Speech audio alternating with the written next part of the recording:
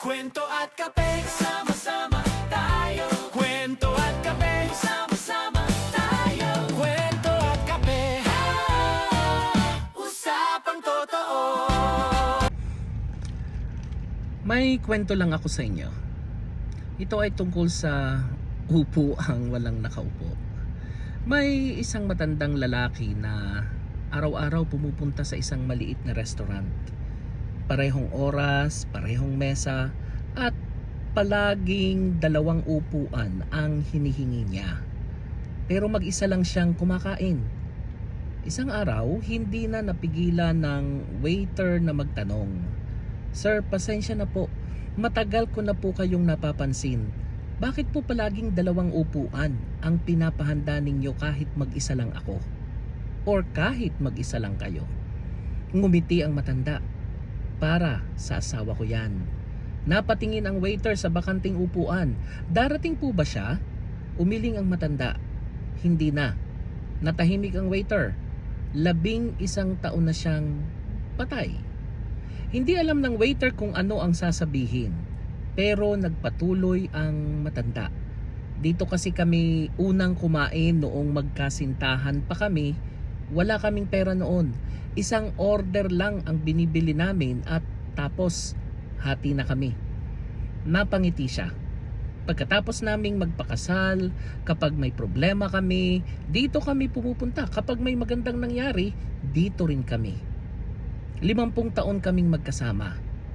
Tumingin siya sa bakanteng upuan. "Pero alam mo kung ano ang pinagsisisihan ko?" "Ano po yon?" sabi ng waiter. "Akala ko marami pa kaming oras." Tahimik ang waiter. "Sabi ko sa kanya, kapag nag-retire ako, magta-travel tayo. Kapag nabayaran ko na ang bahay, lalabas tayo palagi. Kapag hindi na ako busy, mas marami na tayong oras." At huminga ng malalim ang matanda. Puro kapag, hanggang isang araw wala na siya. Tumingin siya ulit sa bakanting upuan. At doon ko nalaman na ang pinakamapanganib na salita minsan ay hindi yung hindi. Ang pinakamapanganib na salita ay mamaya o mamaya na. Mamaya kita tatawagan, mamaya tayo lalabas, mamaya kita dadalawin, mamaya tayo mag-uusap, mamaya ako babawi. Dahil ang problema sa mamaya, akala natin sigurado itong darating. Pero hindi na pala. Tinapos ng matanda ang pagkain niya. Bago siya tumayo, sinabi niya sa waiter, "Kung may taong mahalaga sa iyo, huwag mong hintayin maging bakanting upuan siya bago mo bigyan ng oras." At umalis siya. Naiwan ang waiter na nakatingin sa dalawang upuan. Isa ang walang tao. Pero parang iyon ang may pinakamabigat na kwento. May mga tao tayong ipinagpapaliban dahil kampante tayong nandyan lang sila. Magulang, asawa, kapatid, kaibigan, anak.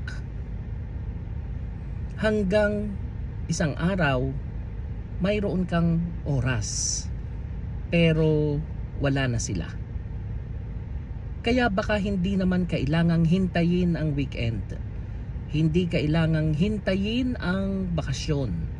Hindi kailangang hintayin ang retirement.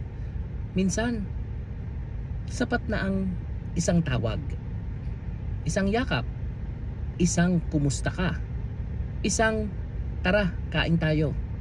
Dahil sa huli, hindi naman natin pinagsisisihan ang mga oras na ibinigay natin sa mga taong mahal natin.